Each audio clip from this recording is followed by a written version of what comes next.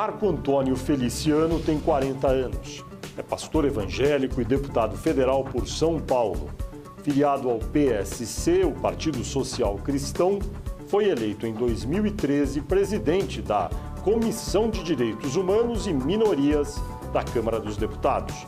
Formado em teologia, Marco Feliciano é autor de livros e músicas relacionadas à religião. Em 2008, na Assembleia de Deus, fundou o seu próprio ministério, chamado Catedral do Avivamento. Em 2010, disputou a eleição para deputado federal por São Paulo, seu primeiro cargo público. Foi eleito com 212 mil votos, o 12º mais votado entre os 70 deputados eleitos por São Paulo. Ao assumir a presidência da Comissão de Direitos Humanos da Câmara, foi acusado de ser homofóbico e racista. Ele nega. Vários grupos de representantes de minorias e até mesmo o presidente da Câmara, Henrique Alves, pediram sua renúncia. Mas Marco Feliciano diz que não deixará o cargo. Olá, internauta, bem-vindo a mais um Poder e Política Entrevista. Este programa é uma realização do jornal Folha de São Paulo e do portal UOL.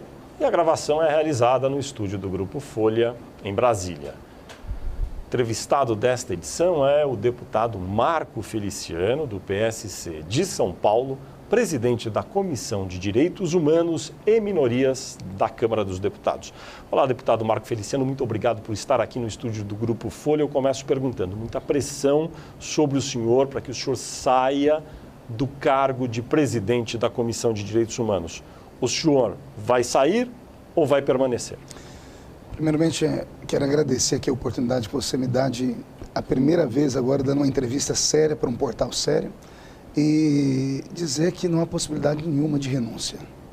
Não há possibilidade nenhuma de renúncia, até porque eu não cometi nenhum crime, não passei por nenhum tipo de julgamento, nenhum tipo de tribunal, e o que tem acontecido é apenas a força de um grupo da sociedade que luta muito para que eu, debaixo dessa pressão, saia do cargo. Só que pressão é meu sobrenome.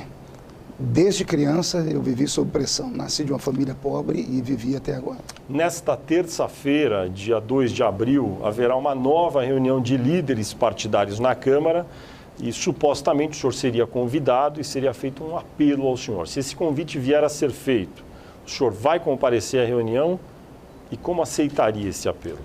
Bom, eu não recebi o convite ainda, eu também fiquei sabendo pelos veículos de comunicação. Eu estou estudando se eu vou atender esse pedido, até porque já foram feitas várias reuniões acerca desse assunto e regimentalmente não tem o que ser feito. Né? O meu partido, dentro da pluralidade, da proporcionalidade, ficou com a comissão. O meu partido já se posicionou dizendo que nós não abrimos mão dessa comissão. Eu já me posicionei dizendo que não abro mão da comissão. Então eu não sei o que faria nesse colégio de líderes. E ali para ser oprimido e achincalhado por um grupo de pessoas que, na verdade, deveriam defender o parlamento e não abrir um precedente como nesse momento está sendo feito, eu acho que é muito perigoso. O presidente da Câmara dos Deputados, o deputado Henrique Eduardo Alves, do PMDB do Rio Grande do Norte, já manifestou algumas vezes a opinião a respeito desse seu caso, dizendo que o ideal talvez fosse, não com essas palavras, mas dando a entender isso, que o senhor deixasse o cargo de presidente. O presidente da Câmara acerta ao dizer isso? Não, nesse momento ele sofre uma pressão. Todos nós sabemos que o nosso presidente, o deputado Henrique Alves, ele chegou à presidência também debaixo de muita pressão, debaixo de muita luta. E como ele é o meu líder ali dentro do Congresso, eu me espelho nele. Até porque essa força, esse vigor que eu estou tendo de suportar essa pressão, me espelho nele. Como falaram tanto dele, acusaram tanto dele, tantos jornais falando sobre ele, mesmo assim ele permaneceu. Então eu quero ter a mesma chance que ele teve, de permanecer e provar que eu posso fazer um bom trabalho. Ele não deveria ter manifestado a opinião que manifestou, na sua opinião? Eu não posso dizer isso porque a manifestação de pensamento é um artigo da Constituição Federal e todos têm que ter o direito. Isso é até muito importante a gente falar sobre isso, porque eu só estou sendo punido pela minha liberdade de expressão que está sendo tolhida nesse momento. E isso não é democracia, isso é ditadura. Por falar em liberdade de expressão, várias personalidades da sociedade civil brasileira se manifestaram, muitos artistas contrários à sua permanência como presidente da Comissão de Direitos Humanos. Vou citar alguns aqui: Caetano Veloso, Fernanda Montenegro, Maite Proença, Wagner Moura, artistas. O senhor, olhando esses artistas que falaram contra a sua permanência, se pegou pensando, talvez, às vezes, esse daí eu era até fã desse artista? O senhor era fã de algum deles? Sou fã de todos eles. Inclusive, eu sou cinéfilo, amo filmes e gosto da atuação deles, inclusive da forma como eles se expressam diante da sociedade. O que eles fizeram nesse momento, esse depoimento deles, foi um depoimento levado por tudo aquilo que eles ouviram falar. Nenhum deles me conhece. Nenhum deles sentou comigo como você está fazendo para me ouvir. Nenhum deles conhece meu histórico de vida. E eu não me perturbei muito com isso, até porque eles não me representam. Eles vivem em um mundo paralelo ao mundo cristão, ao mundo evangélico. O mundo evangélico nosso é um mundo muito nosso, é um mundo diferente. Nós não somos pautados pela mídia, nós não somos pautados por artistas, até porque os artistas têm o seu estilo de vida, são progressistas por natureza. Acho que uma das máximas do artista é que para ser um ator você tem que esquecer o seu sexo, porque o ator ele encarna um personagem, sendo ele homem ou mulher. Então, nesse momento, acho que pela pressão, por eles terem lido tanto, por terem ouvido falar tanto, eu me tornei uma figura pública da noite para o dia, então foram levados pelo vento. Me dei um tempo para trabalhar e você vai ver que as coisas vão mudar. O próprio Caetano, essa semana, lá em Salvador, na folha mais lida de Salvador, no jornal, esqueci o nome, falou sobre isso, porque coincidentemente, a última quarta-feira, a audiência pública que eu realizei, debaixo de protesto, debaixo de luta, era uma audiência pública feita em prol da cidade onde a mãe de Caetano, a dona Caú, que foi uma das maiores brasileiras do Brasil, é a matriarca da cidade, onde 1000 pessoas morreram por causa de contaminação do chumbo. E o próprio Caetano, parece que agora ele deu uma amenizada. Ele até falou, não concordo com o presidente, mas se a Comissão de Direitos Humanos fizer alguma coisa, vou ser o primeiro a ficar de pé e aplaudir.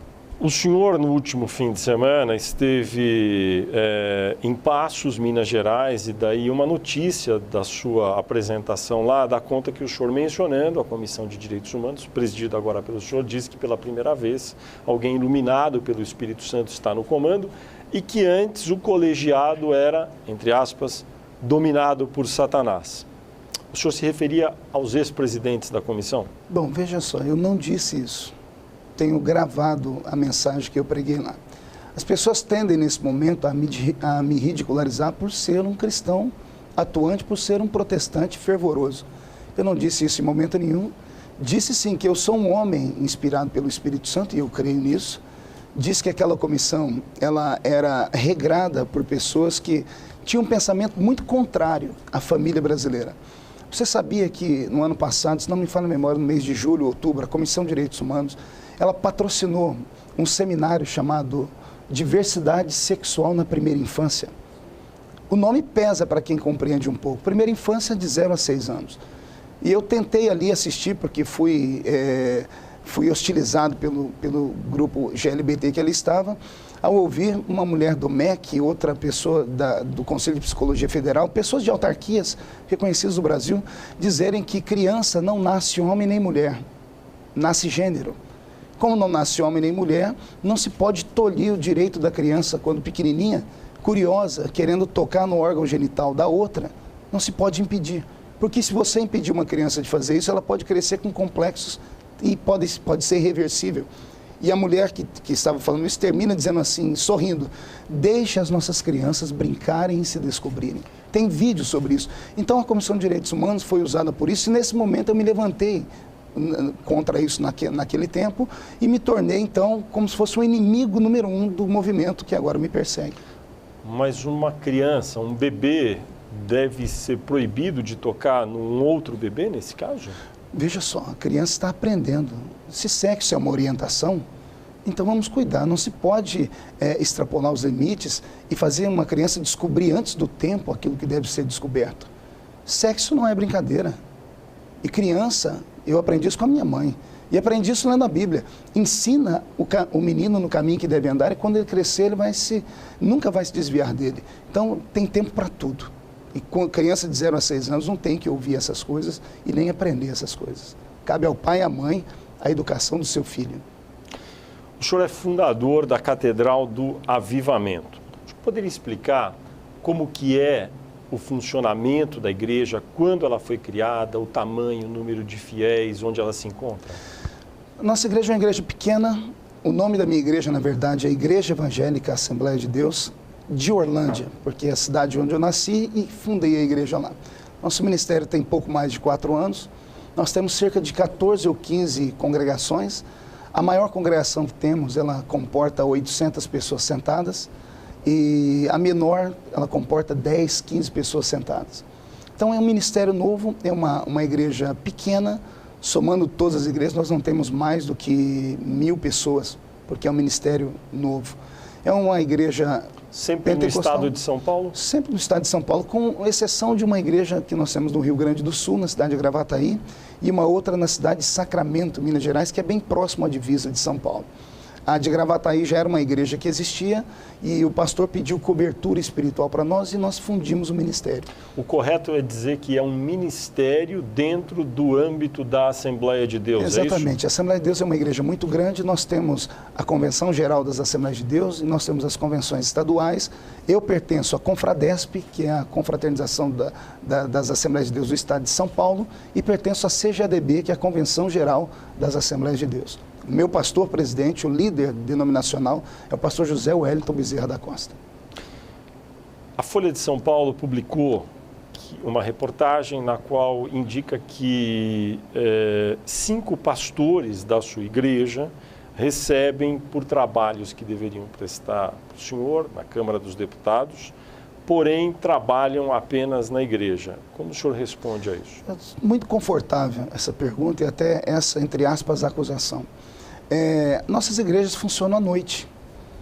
À noite, depois que o horário de expediente normal de trabalho já terminou. Nós temos 2 ou 3 cultos à noite por igreja.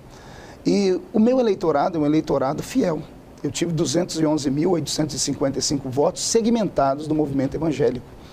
Nada mais justo do que eu ter assessores, pastores, para lidar com as demandas do povo evangélico. Nossas igrejas, e esses pastores, inclusive, todos eles estão aptos para trabalhar na parte de recuperação de droga-dependentes.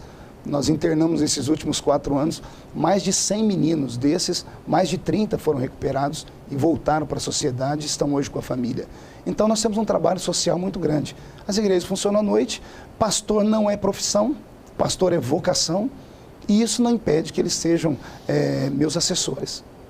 Então, o senhor está dizendo que eles, durante o dia, trabalham para o senhor, para auxiliá-lo no seu mandato, e à noite como pastores na igreja, é isso? Exatamente. O cargo pastoral tem uma palavra que eu sempre esqueço ela quando eu vou falar, é voluntariado. A igreja, ela é movida por pessoas que de bom grado vão e prestam seu serviço à igreja. Isso por uma vocação divina. Quero falar sobre a arrecadação de dinheiro no âmbito de várias religiões, inclusive na sua. Na internet há vídeos disponíveis de várias religiões, e há inclusive com o senhor recolhendo contribuições em dinheiro dos fiéis. Tem um caso que é até uma motocicleta que é doada. Minha pergunta, há às vezes exagero na coleta do dízimo em algumas religiões? Olha, eu posso falar pela minha. A Assembleia de Deus é uma igreja muito equilibrada, principalmente na parte de oferta e ofertório. Por isso é talvez a igreja mais respeitada do Brasil no movimento evangélico e principalmente pentecostal. Não há na nossa igreja nenhuma mácula acerca de ofertório, porque nós não hostilizamos a pessoa e nem afrontamos ela. O termo usado em alguns programas de TV contra mim, em alguns jornais, sobre mercantilização da fé, chega a ser cruel. Por quê? Porque é uma acusação infundada. Nós pedimos às pessoas, como todas as religiões fazem, todas as igrejas precisam do apoio dos seus fiéis para se manter, para pagar o aluguel, para pagar. Por exemplo, nas minhas igrejas nós temos ar-condicionado, então você dá à pessoa uma espécie de conforto e nós precisamos manter isso. E como é que nós mantemos isso?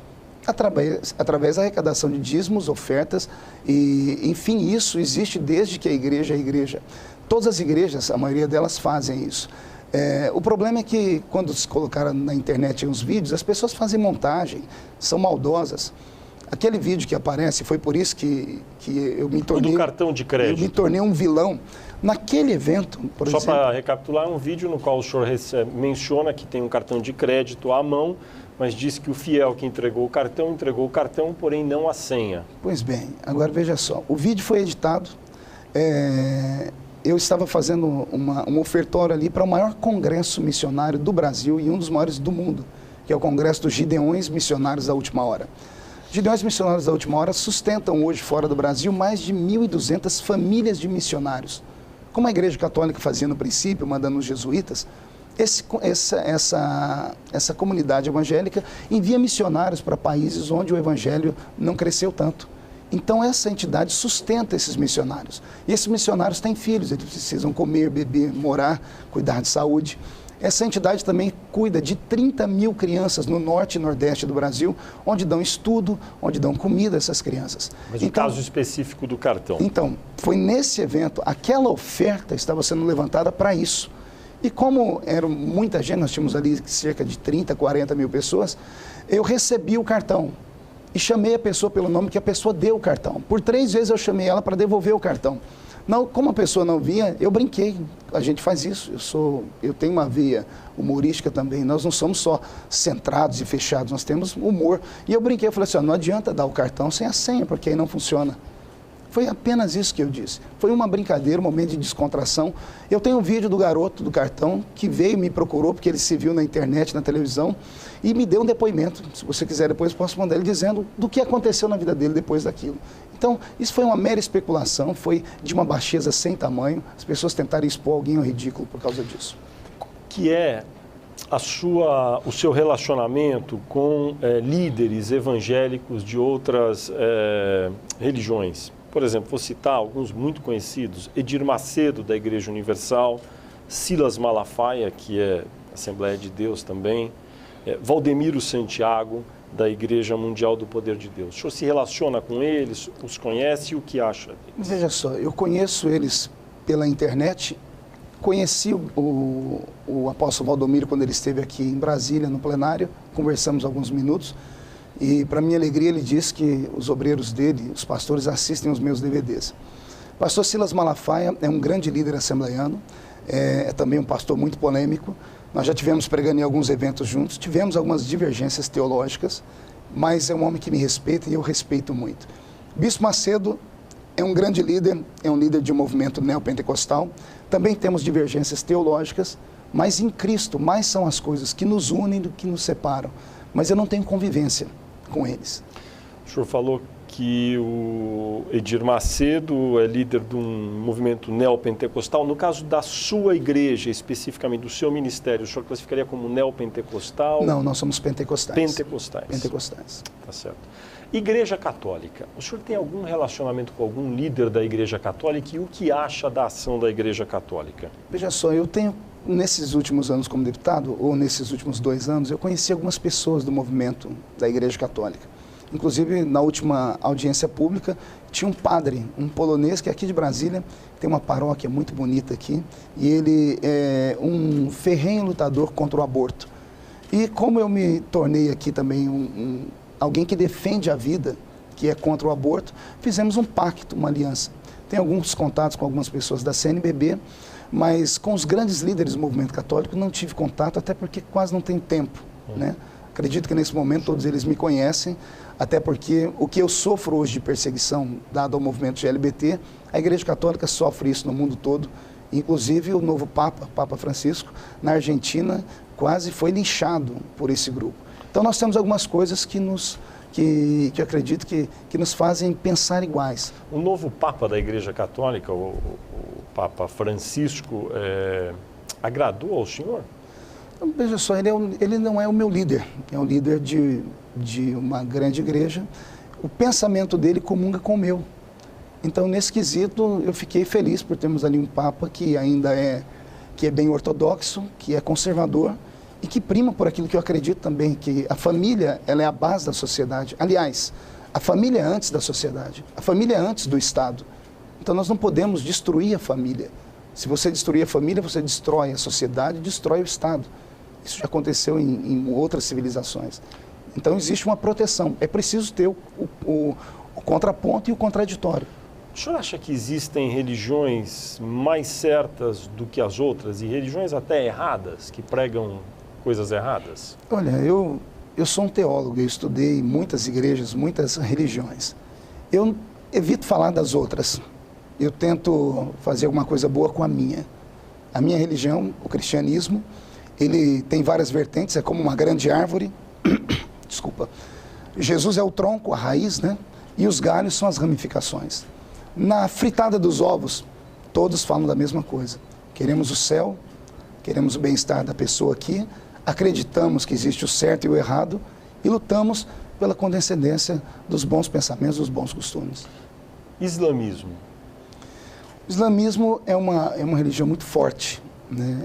E é uma religião, nesse momento eu até penso que nós do Ocidente precisamos pensar um pouquinho mais acerca deles. Você nunca vai ver ninguém fazer com alguém do Islã que estão fazendo comigo. E olha que o Islã, eles têm uma condenação sobre o ato, por exemplo, da homossexualidade ferrenha. Eles tratam a ferro e fogo, inclusive punem com a morte. É correto? Não, jamais. A vida é um dom. Só quem deu foi Deus e quem pode tirar é Deus. O Islã, nesse caso, erra, na sua opinião? Erra porque ferem o ser humano. Mas, voltando aí naquele pensamento, você nunca vai ver ninguém se levantar contra o Islã. O movimento de LGBT jamais vai bater de frente com o Islã, porque sabe que o Islã, eles, embora sejam crentes na sua fé, eles defendem com a mesma arma que aqueles que os condenam. Se for preciso, eles vão para as vias de fato. Coisa que um cristão jamais vai fazer. Coisa que nós, crentes... As pessoas perguntaram, você está sozinho nessa luta? Não, não estou. Eu tenho pelo menos 50 milhões de evangélicos orando por mim. A arma do crente é essa, ele ora. Ele fala com Deus e não parte para a briga, nem para o grito, nem para a histeria. Judaísmo. A religião cristã tem os seus fundamentos no judaísmo. O princípio da religião cristã, inclusive antes de Paulo, né, aparecer no cenário contemporâneo da igreja, o cristianismo fundado e liderado por Pedro era um cristianismo judaico, um judaísmo cristão. Foi Paulo que veio com essa vertente e desvinculou de fato o cristianismo do judaísmo. Mas nós temos o judaísmo e o cristianismo têm a mesma base, o mesmo profeta principal, que é Abraão, né? Então nós temos muita similaridade, eu respeito o judaísmo.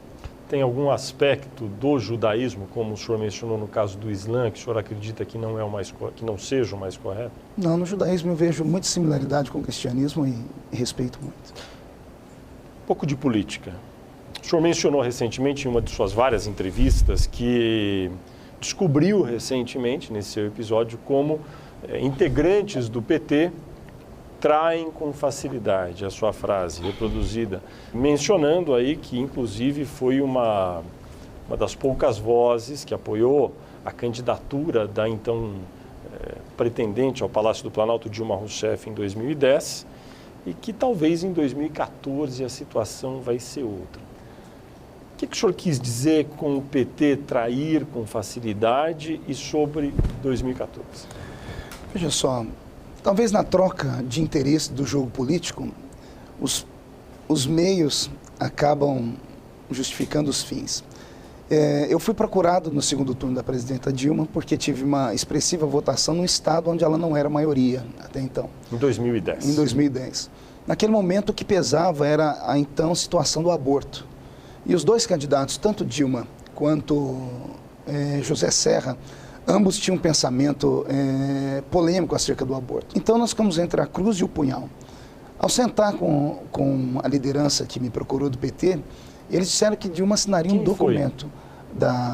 Quem me procurou na época foi um pessoal de São Paulo mesmo, um grupo de deputados, eu gostaria de não citar o nome, se você permitir. Me procuraram e disseram que a presidenta estava disposta a sentar com o movimento evangélico e assinar um documento. Uma carta dizendo que durante o seu governo essa questão do aborto não passaria. E foi ela que assinou o documento. Então, por aquele momento, ter os dois que pensavam sobre o aborto e ela assinando um documento dizendo que não ficaria, durante seu governo o aborto não seria tratado, fiquei com ela, criei na época uma central de inteligência via internet, disparei quase 10 milhões de e-mails para todo o Brasil, vesti a camisa, coloquei "Sou Dilma", né? E de repente, 2 anos e meio depois, temos aí essa problemática criada num jogo político. porque o meu partido não escolheu a Comissão de Direitos Humanos. Eu não escolhi ser o presidente da Comissão de Direitos Humanos. A Comissão de Direitos Humanos foi abandonada pelo grupo que cuidou dela a vida toda, que era o PT. Mas quando eles viram que perderam a comissão para um partido de posicionamento pela família, que é o PSC, que é um partido, talvez hoje um dos únicos partidos que tem a bandeira. Queria até deixar isso aqui bem claro. O PSC hoje é um partido que tem ideologia, que luta por uma coisa que acredita. Isso tem que ser respeitado nesse país. E quando isso aconteceu, ele simplesmente, o PT, pegou um grupo dos seus deputados e vieram contra mim. E vieram contra mim de maneira violenta, usando a tribuna da casa, me acusando de algo que eu não sou. E alguns agora já não estavam mais nem acusando, estavam afirmando. E isso é crime. Me chamar de racista, de homofóbico, isso é crime. Então, eu venho suportando isso já há quase 30 dias.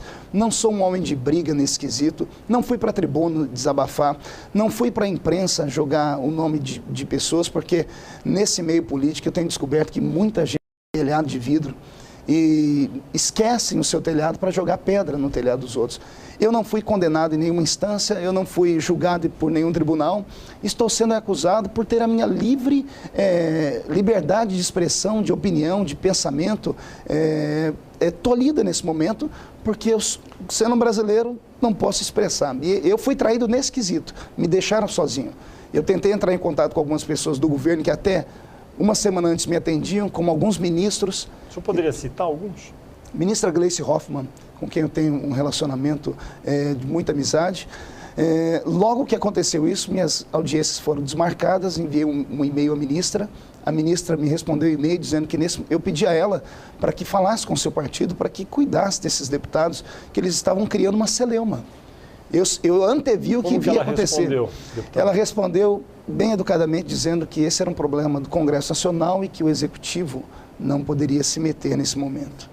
E acho que ela foi tímida na resposta? Não, eu acho que ela pensou exatamente como pensam as pessoas inteligentes. No ano que vem, uma briga comigo significa uma briga com o movimento evangélico. Porque eu fui o evangélico mais votado do país inteiro. Mas ela não deu apoio ao senhor, o senhor está dizendo? Não entendi. Ela não o apoiou agora? Sim, ela não apoiou, mas também não desapoiou, né? Ela disse que era um problema do Congresso Nacional. Ou seja, o Executivo, a parte dela não poderia fazer nada, né? Sei que poderia. Então, nesses quesitos todos, eu me senti traído, sim. Me senti traído. Deixa eu entender.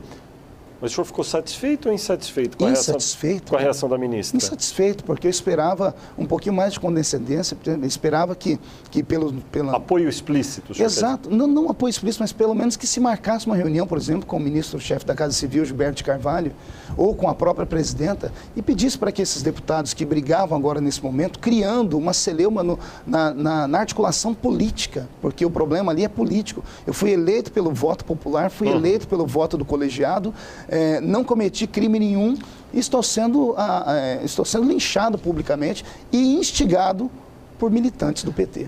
A esta altura, o senhor diria que as chances de evangélicos como o senhor, que o senhor exerce uma liderança sobre um grupo, estão mais propensos ou menos propensos a apoiar a reeleição da presidente Dilma? Olha, eu ainda não cheguei a essa conclusão. Todavia, eu tenho viajado o país inteiro. Ontem, por exemplo, eu estava em Rondônia, falei para um público de 15 mil pessoas e os pastores se organizaram e pediram uma palestra comigo no domingo pela manhã e eu reuni 300 lideranças do estado de Rondônia. Rondônia é um estado que tem hoje quase 40% da sua população evangélica.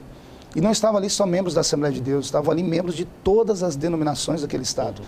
E quando eu dei depoimento e mostrei o que eu estou passando e o que está acontecendo, os pastores se levantaram com um manifesto, vão começar a chegar cartas aqui no Congresso Nacional.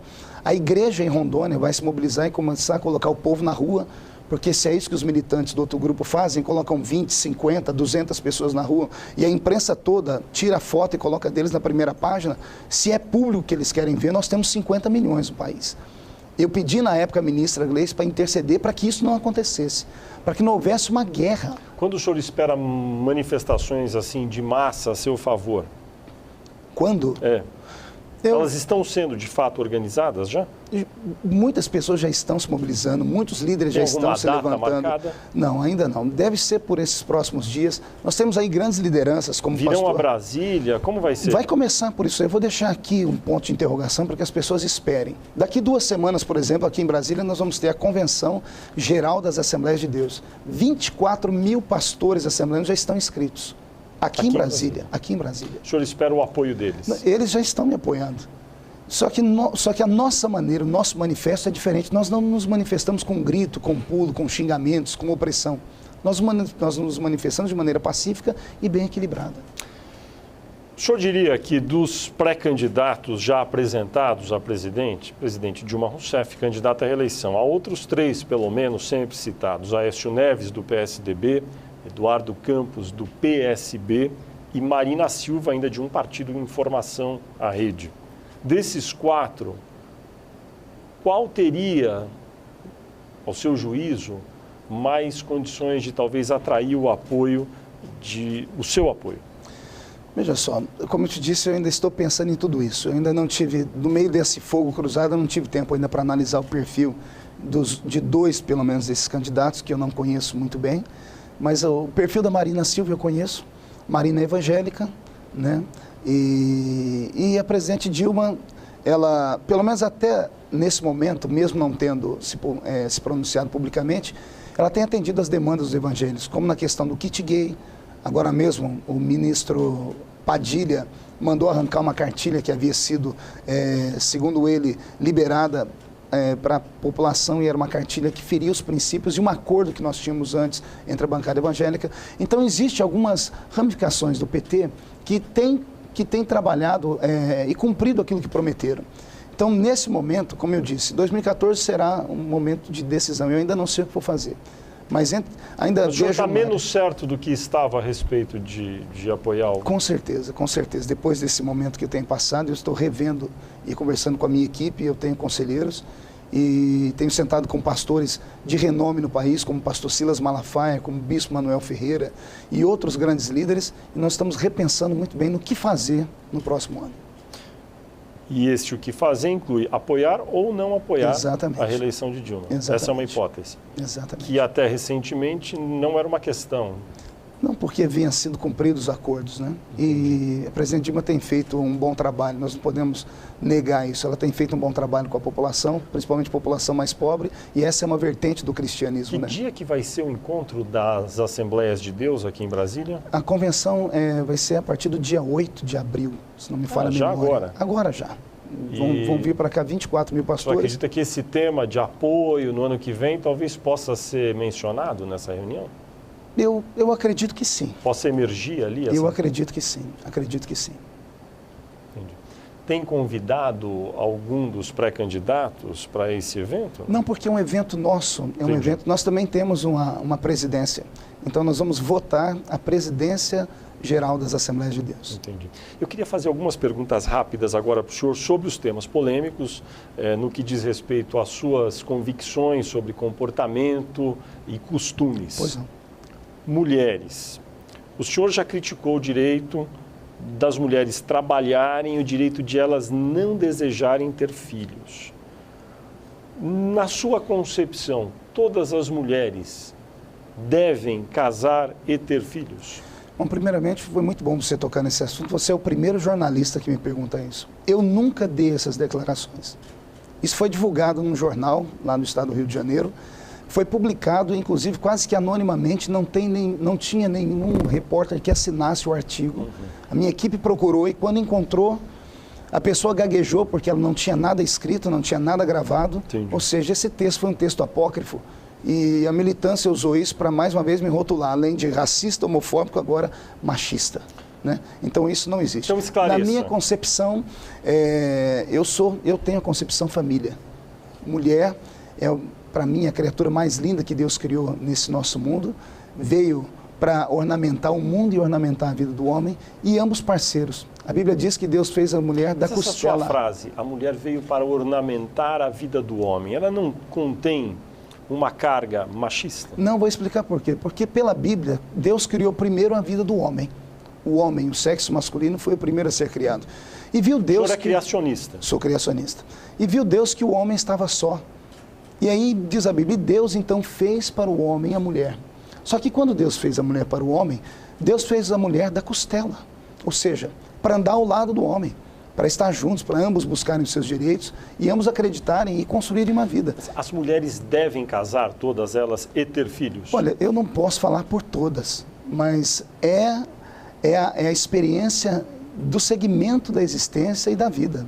Mulher é o único ser do mundo que pode gerar filhos. Pelo menos entre nós, seres racionais, homem não gera filhos. Quem gera filhos é mulher. Se mulher não gerar filhos, acaba a humanidade. As mulheres podem ou devem trabalhar, ainda que sejam casadas e tenham filhos? Mas é claro que sim. A Bíblia Sagrada fala que quando Jesus ressuscitou do túmulo, foram as mulheres que foram ali, prestaram um serviço de cuidar. As mulheres foram que propagaram o Evangelho. Então, a minha fé não é uma fé machista. A mulher tem que ter os seus direitos. Inclusive, na minha igreja, nós temos pastoras. E há um segmento evangélico que não aceita pastoras. Então, nós temos isso. Qual é a sua opinião sobre legalizar a atividade de profissionais do sexo no Brasil, como, por exemplo, prostitutas? Sou contrário a isso. Por quê? Porque seria muito inviável ao Estado, inviável às famílias. Eu, principalmente, penso eu como pai, a minha filha chegar em mim e falar assim, papai, eu escolhi a minha profissão, eu quero ser prostituta. Mas não há um livre-arbítrio das pessoas decidirem? Livre-arbítrio sim, mas existem tantas outras coisas que podem ser feitas e não a venda do seu corpo, porque isso é imoralidade. A sociedade conservadora ainda enxerga isso como algo imoral. Mas essa profissão existe de fato, deputado. O que fazer com ela? Não é uma profissão ela não aceita, vai acabar. Ela é ilegal. Sim, mas legalizá-la, dar a bênção do Estado sobre isso, seria chamar o nosso Estado à anarquia. E eu não aceito isso, esse é o meu pensamento, é a minha expressão. Imagine você legalizar uma casa de prostituição. Hoje nós já temos um problema grave com o tráfico. Elas já existem, deputado. Sim, mas quantas pessoas hoje já sofrem com o tráfico de mulheres, com tráfico de sexo, que envolvem isso, crianças de 12, 13 anos que são envolvidas nisso. Se legalizar isso, o que vai ter uma máfia por trás disso para poderem pegar essas meninas de 12, 13 anos, criar um documento dando a elas a emancipação e colocá-las nessa vida de criminalidade. Isso abrir-se-á um precedente que vai ser difícil voltar atrás. Sou contra isso.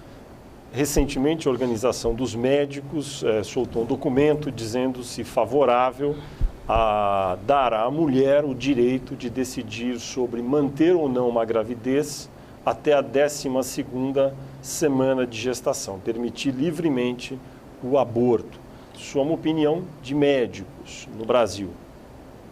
O senhor acha que os médicos, nesse caso, acertam ou erram? Houve um tempo que alguns médicos, digo isso porque tem muitos médicos que são contrários a isso, alguns médicos, eles pensavam que eram Deus. Nesse momento, alguns médicos declaram ser Deus. 12ª semana, estamos falando de um bebê com 3 meses de idade. Um bebê que já tem sentimentos, que recebe da mãe a vida, que já sente dor. Abortar uma criança de 3 meses, isso é crime, isso é assassinato. Isso é assassinato.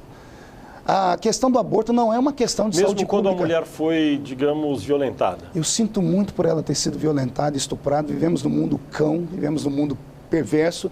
A sociedade tem sua parcela de culpa nisso. Esses tarados inveterados se alimentam de visões, se alimentam de histórias liberadas. A pornografia está explícita em todos os lugares.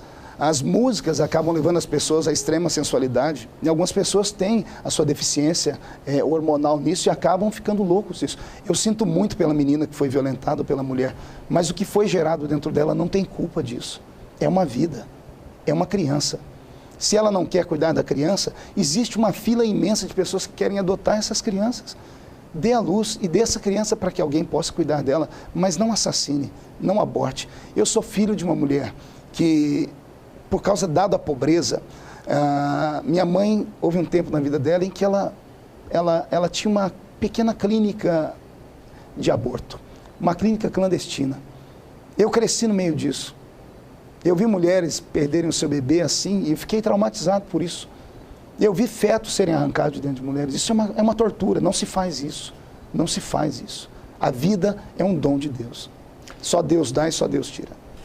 racismo. Uma das principais acusações contra o senhor é de que o senhor seria racista, por conta, sobretudo, de uma frase que o senhor escreveu no microblog Twitter, que eu repito aqui entre aspas: africanos descendem de ancestral amaldiçoado por Noé. Ponto. Isso é fato. Fecham aspas. Como o senhor explicaria essa frase? Eu expliquei que o fato é que os africanos descendem de um filho de Noé que havia recebido uma maldição patriarcal. Esse é o fato. Não tem como fugir disso. Você me permite ler? Eu trouxe até aqui, sabia que você ia me perguntar isso. O grande Castro Alves, um dos maiores poetas abolicionistas do Brasil, levantou uma problemática em seu poema. Olha o que ele diz no poema Vozes da África. Foi depois do dilúvio, um viadante negro, sombrio, pálido, arquejante, descia do Arará. E eu disse ao peregrino fulminado, Cão, que é o filho de Noé, serás meu esposo bem-amado, serei tua Eloá. Desde este dia, o vento da desgraça, por meus cabelos ululando, passa o anátema cruel. As tribos erram do areal nas vagas e a nômada faminto conta as plagas no rápido corcel. Vi a ciência desertar do Egito, vi meu povo seguir, judeu maldito, trilho da perdição. Depois vi minha prole desgraçada pelas garras da Europa arrebatada, amestrado falcão. Um abolicionista cita o que eu citei. Um filho de Noé que desce aqui do dilúvio e que tem a pele da sua cor, ou a cor da sua pele negra, e que corre sobre ele algumas desgraças em forma de maldição. E nem por isso ele é racista. Mas veja só, as circunstâncias e as conjunturas vão mudando conforme a sociedade vai evoluindo. Recentemente houve, inclusive, uma polêmica sobre livros de Monteiro Lobato. O senhor deve ter acompanhado se eram ou não eram racistas, as histórias do sítio do Pica-Pau Amarelo. Para nós isso é uma coisa horrível. Conforme vão evoluindo os povos, as sociedades, os conceitos, também as interpretações mudam. Nesse caso específico, ao citar essa frase, que aos olhos de outros pode ter conteúdo racista, o senhor deveria ter um cuidado talvez maior ao citá-la para não permitir que ela ficasse fora do contexto? Eu jamais pensei que isso aconteceria, até porque eu estava falando no Twitter e um homem que fala 140 caracteres não pode ser medido só por ele. Para ser racista você tem que ter um histórico. Mas hoje, se fosse hoje, como o senhor escreveria isso hoje? Escreveria da mesma forma, só que imploraria para as pessoas, a frase não termina aqui. Cortaria umas 3, 4 palavrinhas e assim, continua. E continuaria escrevendo embaixo, porque da outra vez eu estava citando pensamentos filosóficos, citei várias vertentes, incluindo essa. O senhor seria mais cuidadoso, então? Terminei dizendo que toda maldição foi quebrada na cruz de Cristo, ou seja, não há mais maldição nenhuma. Eu apenas citei que toda maldição podia ser quebrada na cruz de Cristo. Mas a maldade está nos olhos de quem vê, Fernando. As pessoas viram maldade nisso. Quem fez isso? Eu sei quem foi.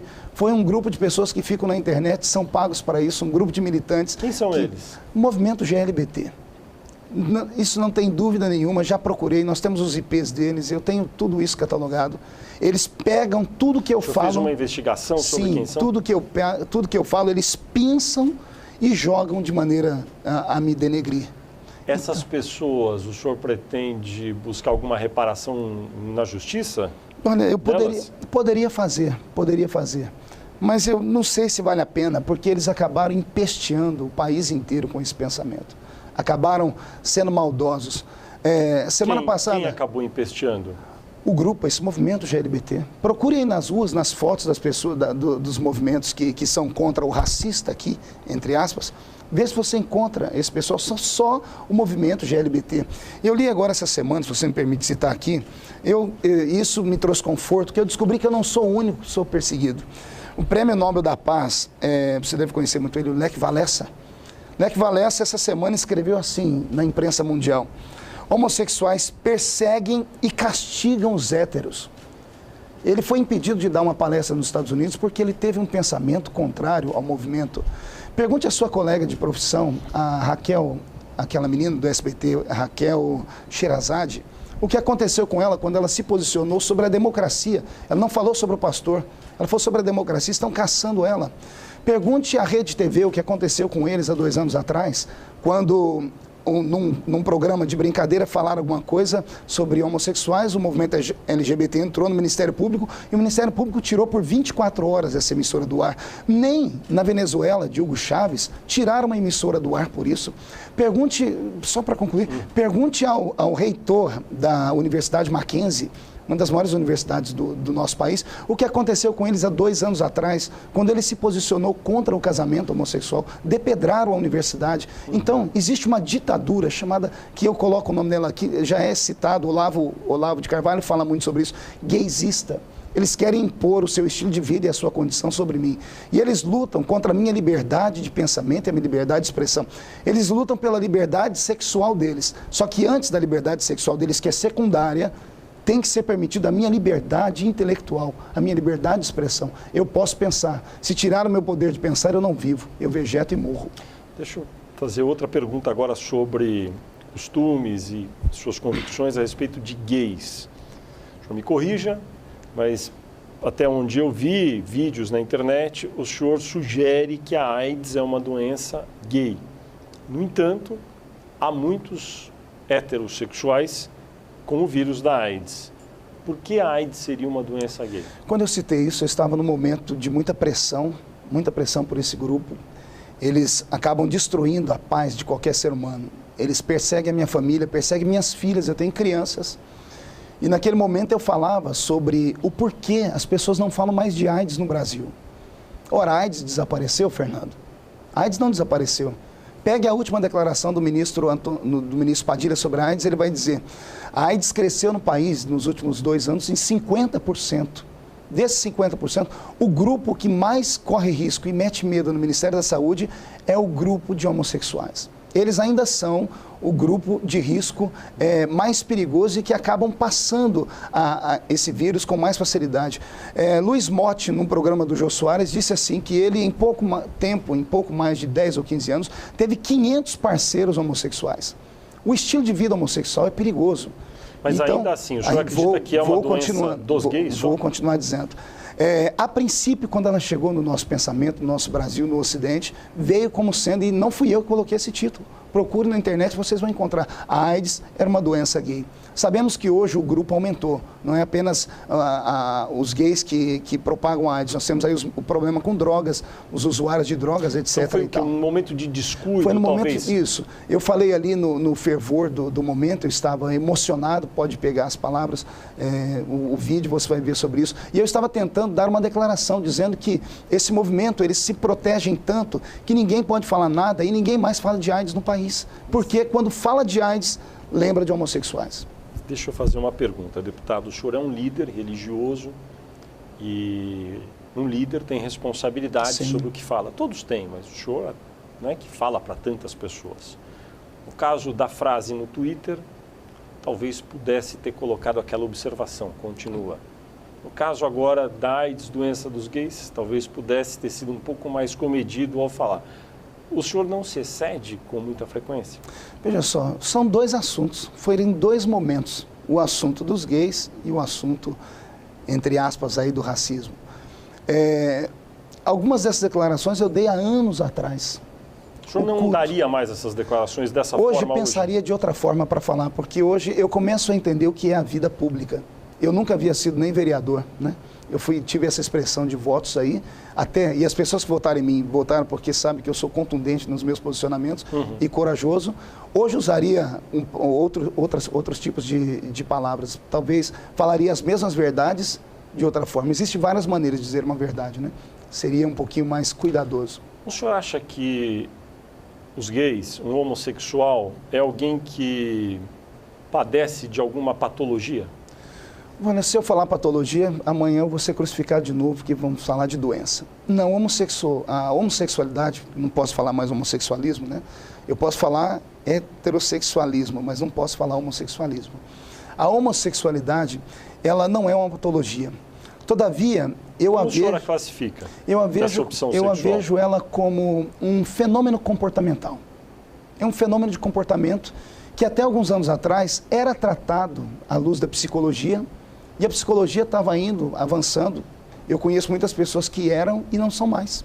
São casados, têm filhos. O senhor acredita em pessoas que têm a opção homossexual, que são homossexuais e que deixam de ser? Acredito piamente, tenho provas disso. Tenho amigos que são, tenho amigos que hoje têm família e que hoje dão testemunhos pelo mundo, escreveram livros sobre isso. É uma orientação, eles mesmos dizem. Se é uma orientação, a pessoa pode ser reorientada. Na sua igreja há esse tipo de orientação também para, eventualmente, um gay que procura para mudar a orientação? Não, nós não explicamos isso à pessoa. No culto nós pregamos a palavra. A própria palavra se incumbe de libertar. Jesus disse assim, ó, conhecereis a verdade e a verdade vos libertará. Tem casos na sua igreja de ex-gays? Muitos, muitos. Muitos quantos? Muitos. Eu não seria difícil falar que a minha igreja, que você fala, Assembleia de Deus, nome de congregação. E a sua em particular? A minha igreja é uma igreja com 5 anos. Nós temos pessoas que frequentam, né? Tem pessoas que chegam na igreja, nós não sabemos se ela é gay ou não. Ninguém chega aqui com a plaquinha dizendo assim, eu sou gay. Tem uns que são estereotipados, mas tem uns que não são. Então eu não sei te dizer ao certo. Você presenciou já alguma, enfim, conversão desse tipo? Muitas, muitas. Muitas, muitas, muitas. Inclusive, eu ministro pelo Brasil inteiro e alguns deles hoje são palestrantes, têm família formada, sempre estão em programas de televisão, inclusive. Então, o senhor acha que esse tipo de abordagem não o classificaria como homofóbico? Como alguns acham que o senhor é... De maneira nenhuma. Vamos falar o que é homofobia. Homofobia, ao pé da letra, seria medo do homem, ou medo do homem que tem uma opção sexual diferente. E esse medo se tornaria uma patologia, porque ele seria tão agressivo que levaria ao ódio. E o ódio ao crime de assassinar um gay. Eu não sou homofóbico. Eu sou um líder religioso, creio na Bíblia Sagrada. O meu livro de cabeceira, o livro que me regra, o livro que mudou minha vida é a Bíblia. E a Bíblia Sagrada é contrária à prática homossexual. Então, é o meu direito pensar assim. Agora, veja só, você falou sobre um assunto que, se você me dá um minutinho, uma pessoa hétero que está com uma crise de identidade sexual. A pessoa cansou de namorar uma mulher, um homem cansou de namorar uma mulher e ele está com um problema psicológico, ele vai ao Conselho de Psicologia Federal ou a um psicólogo e diz, olha, eu queria me reorientar, eu não sei, de repente eu passei a ter uma paixão por pessoas do mesmo sexo. O psicólogo está amparado pela lei do Conselho de Psicologia Federal para cuidar da pessoa. Se houver alguém no sentido contrário, um homossexual, ele cansou desse estilo de vida, de repente ele viu que não dá certo, ele quer se reorientar, ele procurar um psicólogo e falar assim, olha, eu sou homossexual, mas eu quero voltar, eu quero que você me ajude a voltar como eu era antes quando eu nasci. Eu gostava de mulher ou eu gostava de homem, eu quero que você me ajude a reorientar. Sabe o que o psicólogo vai dizer para ele? Por favor, saia do meu consultório agora, porque se alguém souber disso, eu vou ser cassado pelo Conselho de Psicologia Federal. É uma desproporcionalidade. Você pode para um lado, mas não pode para o outro. O movimento GLBT se levanta com uma doutrinação nacional. Eles se levantam nesse nosso país como uma ditadura gay, e eles forçam as pessoas a pensar o que eles querem. Veja agora, por exemplo, as manifestações contra mim sobre os artistas. Começaram a dar beijo na boca, não foi? Vários artistas fizeram isso. Você viu algum artista masculino dar um beijo na boca de um outro artista masculino? Não tem. Por quê? Porque eles sabem que isso vai chocar a população, porque um beijo feminino talvez choque menos, é mais ou menos. Você acha isso que nunca vai haver aí nessas manifestações 2 atores, homens se beijando? Não disse nunca. Eu disse que até agora... Eles vão evitar. Até agora não aconteceu. Porque eles sabem que quando colocar 2 homens se beijando na boca, na televisão, isso vai ferir uma população que é ainda conservadora. 2 mulheres ferem menos. Ferem menos. Ferem menos aos olhos. Gostaria de saber, por causa disso, é uma coisa que não é normal. Eu estava lendo agora um blog de um pastor muito conceituado, já é um vovô, e ele dizia semana passada, eu estava no shopping, dizendo ele, e na praça de alimentação, estava com os meus netos, 3 ou 4 criancinhas, família, praça de alimentação, domingo, shopping, e do lado deles sentou 2 homens homossexuais, eles começaram a se beijar. Não se atendo apenas ao beijo, começaram a se tocar. As famílias que estavam perto começaram a se levantar e a sair de perto deles. Ele, como é uma pessoa esclarecida, conhecedor da lei, chamou o segurança e disse ao segurança assim, aquilo ali é um atentado ao pudor, eles estão se tocando de maneira sexual na frente de todo mundo, você não vai fazer nada? O segurança disse para ele, senhor, me desculpa, se fosse um homem ou uma mulher fazendo a mesma coisa, eu poderia tomar qualquer providência, mas como são 2 homens, Se eu fizer isso ali, eles vão levantar e vão começar a gritar. E vão começar a dizer aqui que eu sou preconceituoso. E vai acontecer comigo o que aconteceu com o último guarda. Foi mandado embora e eu vou perder meu emprego. Então, por favor, perdoe, eu não posso fazer nada contra eles. É isso que o senhor chama de ditadura gay? Ditadura gay, eles impõem goela abaixo o sistema de vida deles, o estilo de vida deles. Eu não sou contra. O senhor é contra que 2 homens ou 2 mulheres em praça pública se beijem? Sou porque... É só um beijo, deputado? Mas é um beijo na boca, é um beijo que mostra muita intimidade. Veja um casal hétero se beijando na boca. Há 50 ou 100 anos, vários países e sociedades eram contra homem beijar mulher em praça pública. Daí evoluiu-se. Hoje é normal. Você não acha que é normal que aos poucos o beijo entre um homem, uma mulher também vá? Querido Fernando, citar para você o grande Freud. Né? Freud dizia assim, o que uma criança vê, ouve e sente de 0 a 7 anos, e depois se estende até os 12, será a base da construção do seu caráter. Quando você coloca isso exposto publicamente, põe uma criança a olhar, isso vai gerar na criança curiosidade, vai mexer com a mente dela e vai tirar dela a figura que ela tem de casa, vendo papai e mamãe. Se o senhor pudesse, o senhor faria uma lei para proibir beijos entre pessoas do mesmo sexo? Não faria lei, eu apelaria para o bom senso, apelaria para que as pessoas tivessem um pouquinho mais... Hoje não tem uma lei sobre isso, não hoje tem, é permitido. Não tem, talvez nem vai ter. Permitido. Não tem nem vai ter, né? Até porque alguns deputados até batem no peito. Tem uma deputada aqui do Distrito Federal que diz, agora existem mais beijos em praça pública, agora existem mais isso ou mais aquilo. Veja a parada gay, a parada do orgulho gay. Veja o que acontece nas paradas, entre no meio deles. Eu lembro que em 2007 saiu, na Folha de São Paulo, no órgão de imprensa seu, em 2007 está lá. Os gays distribuíram na parada gay uma cartilha ensinando como usar corretamente a cocaína. Não usar nota de dinheiro, usar um papel assim, fazer um pito assim ou de outra forma. Ou seja, eles dizendo que... De certa forma, dizendo, existe aqui quem vai cheirar cocaína nessa passeata, existem pessoas que vão fazer sexo ali no meio, que isso acontece, tem vídeos na internet sobre isso. Então, o estilo de vida deles, a liberdade que eles querem, não é uma liberdade de serem, é uma liberdade sexual pública. Paradas gays existem no mundo inteiro. Sim. A chance de elas deixarem de existir é 0. Há um clima de mais liberdade sobre esse tipo de manifestação. Quando o senhor fica falando isso... Para quem que o senhor está pregando? Porque não serão banidas as paradas gays. Eu não estou falando para ser banida. Eu estou falando para que as pessoas, ao se manifestarem, pensem 2 vezes no que vão fazer. Querem brincar, brinquem. Querem cantar, cantem. Querem dançar, dancem. Mas ir para a parada gay, pegar a imagem de um santo católico e ficarem se bulinando na frente de todo mundo, isso é desrespeito, Fernando. Isso é desrespeito. Pegarem figuras públicas e malharem em praça pública, isso é desrespeito. Darem gritos e acusarem pessoas, como fazem comigo, isso é desrespeito. Virem ao Congresso Nacional e subirem em cima das cadeiras, isso é desrespeito. Então isso não é democracia. Democracia é a liberdade do contraditório. Podemos conversar, mas em alto nível. Homofobia, PL 122, projeto de lei 122. O senhor tem restrições a esse projeto? Completamente. Ele poderia ser adaptado para criminalizar atos de homofobia? Veja só. De alguma forma que seria aceitável para o senhor ou não? Esse pessoal luta tanto por esse tipo de direito que eu não sei o porquê. Já existe no Código Penal um sem número de crimes que beneficiam, inclusive, ao homossexual.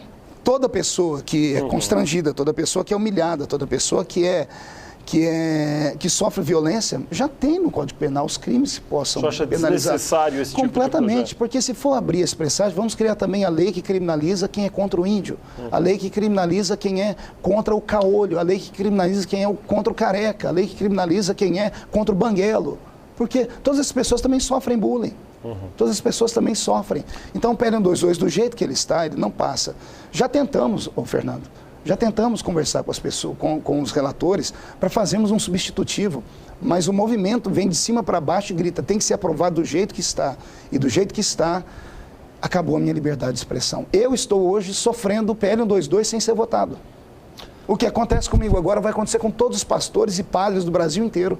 O que está acontecendo comigo nas portas da minha igreja, entrando eles dentro dos cultos onde eu estou. Sobre liberdade de expressão e religião, a propósito, o Brasil é um país laico, não é? Um Estado laico, mas órgãos públicos no Brasil, em geral, não todos, mas a maioria, ostentam ícones religiosos, em geral uma cruz. O senhor acha correto? Laicidade não significa ateísmo. Não, claro, mas ainda Laicidade assim... significa que o Estado, ele não comanda a igreja não comanda o Estado. Quando há uma cruz, não há ícones de outras religiões, não é? Sim, exatamente. Nesse caso, não há um descompasso? Há um descompasso? Ao colocar a cruz ali, não está dizendo que o Estado é cristão, mas que a maioria daqueles que ali estão lutaram por aquilo. Os outros lutem para colocar os seus ícones. Você acha que o ideal seria o quê? O ideal para mim, eu sou cristão, eu não vou fugir à regra. Eu fico muito feliz quando começamos a ordem do dia e o presidente de pé diz sobre a proteção de Deus. E ao lado esquerdo dele tem uma Bíblia. O nosso país foi fundado ao lado de uma cruz. Se formos começar a falar desse jeito... O senhor acha que então, seria desejável um sincretismo maior? Vamos estender aqui o debate. Se isso for acontecer, se é para tirar a cruz de dentro dos espaços públicos... O senhor é a favor da manutenção? Sou a favor porque sou cristão. Quando eu olho para ela, eu vejo justiça e vejo piedade. Imagine se formos para tirar isso, o que nós vamos fazer com a metade dos estados brasileiros que tem nome de santo? Com as quase 5 mil cidades do Brasil que têm nomes de santo? Então, nós temos que abolir tudo isso. Ora, o cristianismo não é ofensivo. O cristianismo cuida de pessoas. Falam tanto das nossas igrejas evangélicas, falam só do dinheiro. Você já imaginou esse país sem uma igreja evangélica que cuida de drogados, que busca curar famílias que se divorciaram e coisas mais? O que aconteceria com esse país? Jesus disse que a igreja é o sal da terra e a luz do mundo. Estamos chegando no final aqui, deixa eu correr. O senhor é contra o casamento entre pessoas do mesmo sexo. Agora, no caso da união civil, que resolve problemas objetivos entre dois homens ou duas mulheres que vivem maritalmente, como, por exemplo, herança, aposentadoria. Nesse caso, o senhor tem alguma proposta para resolver? Veja só, o meu pensamento é um pensamento, acho que da maioria dos brasileiros, só que nem a maioria tem voz para falar como eu falo. Eu não sou tonto, eu não sou iletrado.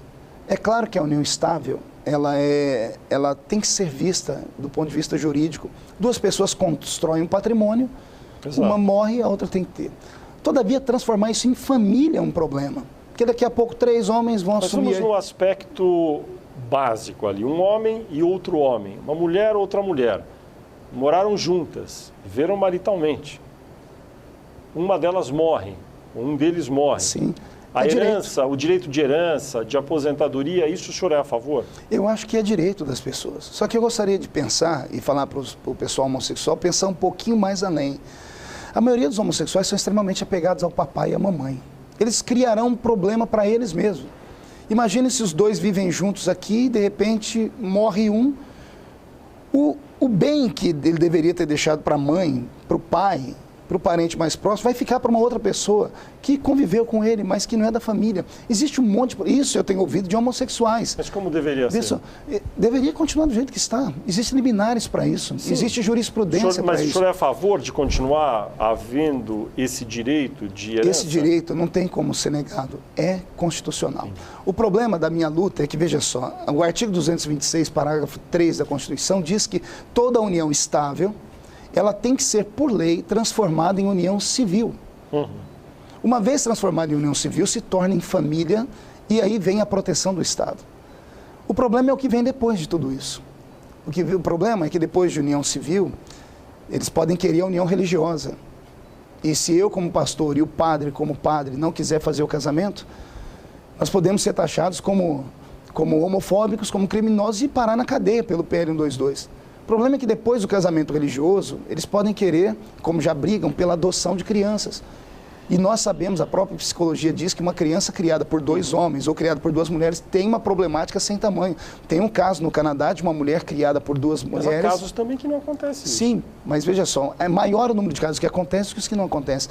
No Canadá tem o caso de uma mulher criada por 2 homens, ela criou lá agora uma associação para cuidar psicologicamente das crianças que foram criadas por pessoas do mesmo sexo, porque imagina uma menina criada por 2 homens e, como eu disse aqui, o movimento homossexual, não há limites, não há muita fidelidade entre eles. Eles trocam de parceiros com muita facilidade e expõem uma criança a isso. Será que é verdade isso que o senhor está falando? Tem dados científicos Tem sobre dados isso? Existem instituições que estudam sobre isso, instituições cristãs, como tem as instituições deles que dizem o contrário. Existe, o que é fato é que isso acontece. Deputado Marco Feliciano, o senhor vai tentar se reeleger no ano que vem? Olha, eu estou pensando 2 vezes, viu? Parece que estão dizendo que o senhor vai ter muito mais votos agora do eleitorado evangélico por conta dessas suas exposições todas. O senhor acredita nisso? Olha, eu sou humilde nesse tipo de palavra e digo que se eu for candidato, o suficiente mais um para mim já estou de bom grato e agradecerei a Deus. Se houver o que todo mundo está falando, que eu não acredito que isso aconteça, isso é mais uma fantasia, cria um ícone sem existir, né? Será muito bom para o meu partido que poderemos eleger mais pessoas que têm o nosso tipo de pensamento e a nossa formação. Quem é seu ídolo na política? Eu não tenho ídolo. Na política? O senhor admira alguém na política? Eu admiro pessoas na política. Eu admiro pensamentos. Eu admiro, por exemplo, ver Eduardo Cunha, quando na parte regimental. Eu acho Eduardo fenomenal dentro dos regimentos, conhece o trâmite da política. Acho interessantíssimo ver alguém que me bate muito, mas que para mim é um dos políticos que mais discursam com segurança, que é Chico Alencar. Né? Então, nesses quesitos de tribunos, para mim são esses. Mas uma figura emblemática que marcou a minha vida desde criança sempre foi Ulisses Guimarães. Ulisses era... Por algum motivo específico? Era o cara, era um homem de um equilíbrio, de uma sabedoria, de uma sagacidade. Eu cresci ouvindo histórias de Ulisses, então gosto muito dele. Teve um festival de rock muito rumoroso, agora com muito público em São Paulo, chamado Lollapalooza. Uma das bandas, Pearl Jam, muito famosa dos Estados Unidos, elogiou a cidade porque disse que ali era possível haver união civil entre pessoas do mesmo sexo. O senhor gosta de rock, conhece essa banda, acompanha esse tipo de assunto? O que acha disso? Não conheço, eu li alguma coisa no jornal, essa palavra, que é uma palavra que chama atenção, né? Mas eu desconheço esse tipo de música. O senhor gosta de rock?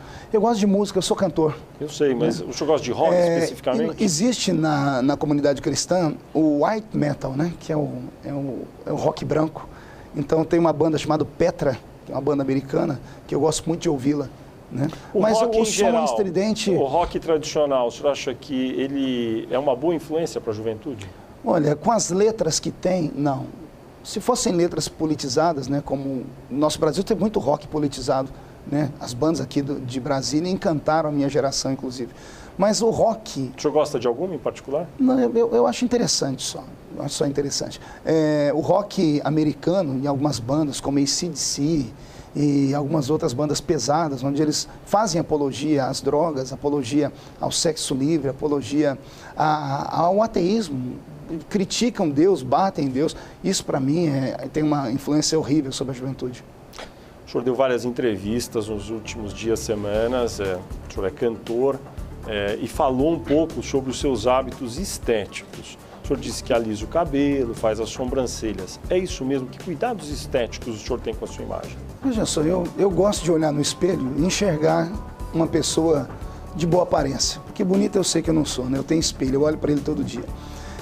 O meu cabelo, quando criança, eu sofri muito bullying na escola. Por quê? Porque a minha pele branquinha e o meu cabelo sarará, né? Bem pichainho. E para cuidar de um cabelo assim é muito difícil, para pentear é muito difícil. Eu ouvia os meninos me chamarem de coisas ruins, me chamavam, me equiparavam ao urso do cabelo duro, me chamavam de Capitão Caverna. Então, quando eu fui guarda-mirim também na minha cidade, e por 4 anos a regra da guarda-mirim era raspar o cabelo. Então, o cabelo que era crespo, durante 4 anos foi raspado, então ele era extremamente duro.